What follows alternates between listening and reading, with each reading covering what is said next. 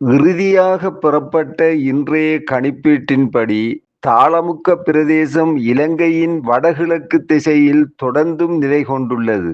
இதனது வளர்ச்சி, நடவடிக்கை மற்றும் பாதை போன்றவைகளை தொடர்ச்சியாக வளிமண்டலவியல் திணைக்களம் அவதானித்துக் கொண்டே இருக்கின்றது. இந்த தாளமுக்க பிரதேசத்தின் தாக்கத்தின் காரணமாக மத்திய, சப்ரகமுவ, மேல், வடமேல் மற்றும் வடமாகாணங்களிலும் அத்துடன் காலி மற்றும் மாத்தறை மாவட்டங்களிலும் அடிக்கடி மழை அல்லது இடியுடன் கூடிய மழை பெய்வதுடன் வானம் முகில் செறிந்தும் காணப்படும். இப்பிராந்தியங்களின் சில இடங்களில் 75 மில்லிமீட்டர் வரையிலான ஓரளவு பலத்த மழை பெய்யக்கூடும். அனுராதபுரம் மாவட்டத்தில் இடைக்கிடையே மழை பெய்யக்கூடும். கிழக்கு மற்றும் ஊவா மாகாணங்களின் சில இடங்களில் பகல் 1 மணிக்கு பின்னர் மழை அல்லது இடியுடன் கூடிய மழை பெய்யக்கூடிய வாய்ப்பு காணப்படுகின்றது.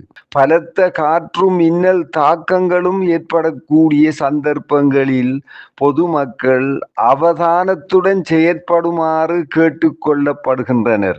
கடல் பிராந்தியங்களை பொறுத்தவரையில் இலங்கையின் வடகிழக்கு திசையில் தாளமுக்க பிரதேசம் தொடர்ந்தும் நிலை கொண்டிருப்பதனால் நாட்டை சூழவுள்ள கடல் பிராந்தியங்களில் காற்றும் மழையுடனான வானிலையும் தொடர்ந்தும் அதிகரித்து காணப்படும்.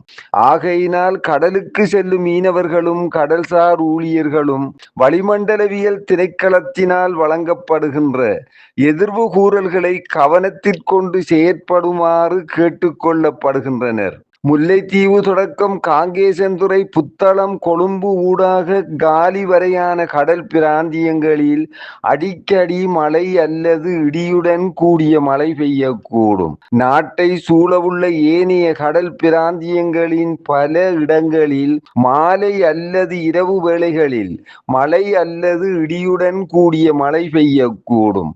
கடல் பிராந்தியங்களில் மணித்தியாலத்துக்கு 25 முதல் 35 கிலோமீட்டர் வேகத்தில் தென்மேற்கு திசையிலிருந்து காற்று வீசும். காங்கேசன்துறை தொடக்கம் புத்தளம், கொழும்பு, காலி, ஹம்மாந்தோட்டை ஊடாக பொத்துவில் வரையான கடல் பிராந்தியங்களில் மணித்தியாலத்துக்கு 50 முதல் 60 கிலோமீட்டரிலும் கூடிய வேகத்தில் அடிக்கடி காற்று அதிகரித்து வீசக்கூடும். இவ்வாறான சந்தர்ப்பங்களில் இக்கடல் பிராந்தியங்கள் கொந்தளிப்பாக காணப்படும். புத்தளம் தொடக்கம் கொழும்பு, காலி, ஹம்மாந்தோட்டை ஊடாக பொத்துவில் வரையான கடல் பிராந்தியங்களில் கடல் அலையானது சுமார் 2 தொடக்கம் 2.5 மீட்டர் உயரத்திற்கு மேலெழக்கூடும்.